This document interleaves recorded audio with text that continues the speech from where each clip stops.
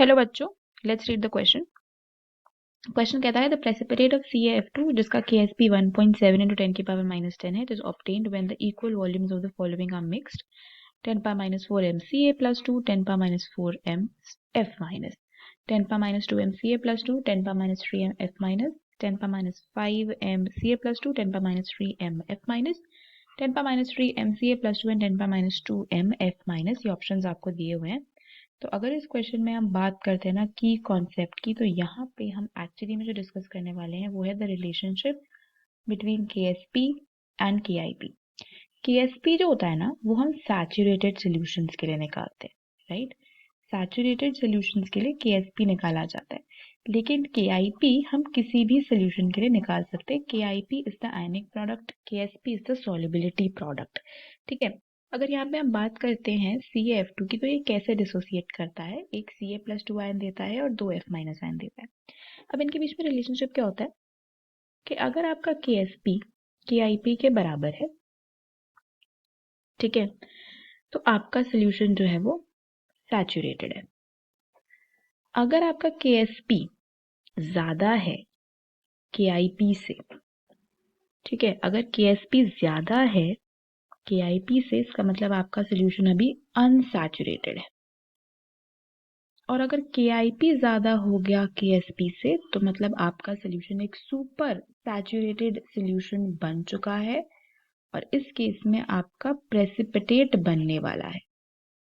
तो बेसिकली हमें क्या करना है, जैसे यहाँ पे अगर आप देखो तो ये S होगा, ये 2S होगा सॉल्युबिलिटी में, है ना। जब ये डिसोसिएट करेगा तो एक Ca+2 और 2 F- दे रहा है। तो अगर इसका KIP का मैं एक्सप्रेशन लिखना चाहूँ तो वो क्या हो जाएगा, the concentration of the solubility of Ca+2 F- और उसका स्क्वायर हो जाएगा, ठीक है ना। तो इस तरीके से आपके पास होगा, ये S और S' भी आप ले सकते हो, जैसे भी आपको समझ में आए, राइट। तो देखो यहाँ पे क्या है, आपको KIP निकालना है इन सब के लिए, ठीक है।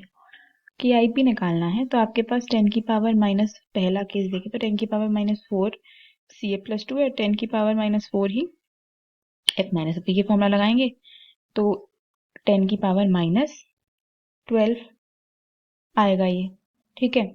दूसरे केस में देखेंगे तो Ca+2 10 पावर -2 है, F- 10 की पावर -3 का स्क्वायर कर दो, कितना आ जाएगा 6, 10 की पावर -8। तीसरा केस देखो, ये हम सारे आयनिक प्रोडक्ट निकाल रहे हैं यहाँ पे, ठीक है। ये आयनिक प्रोडक्ट निकाल रहे हैं, जिस केस में भी इसकी वैल्यू सॉल्युबिलिटी प्रोडक्ट आपको गिवन है उससे ज्यादा होगी, उन सब केसेस में प्रेसिपिटेशन होने वाली है, राइट। यहाँ पे 10 की पावर -5 और 10 की पावर -3 का स्क्वायर, तो ये 6 एंड 5 10 की पावर -11। फोर्थ केस देखोगे तो ये 10 की पावर -3 और 10 की पावर -2 का स्क्वायर, तो हो जाएगा 10 की पावर -7। तो कौन कौन सी वैल्यूज इससे ज्यादा हैं, एक तो सेकंड वाली में ज्यादा आई है KIP और एक फोर्थ वाली में, तो इन दोनों केसेस में प्रेसिपिटेशन होने वाला है बाय दिस रिलेशनशिप। तो इस क्वेश्चन के जो आंसर्स हैं वो क्या है, this is a multiple choice type of a question, एक से ज्यादा आंसर्स करेक्ट हो सकते हैं। तो ऑप्शन बी एंड डी जो है वो हमारे करेक्ट आंसर हो जाएंगे। Hope you understood it well, best of luck.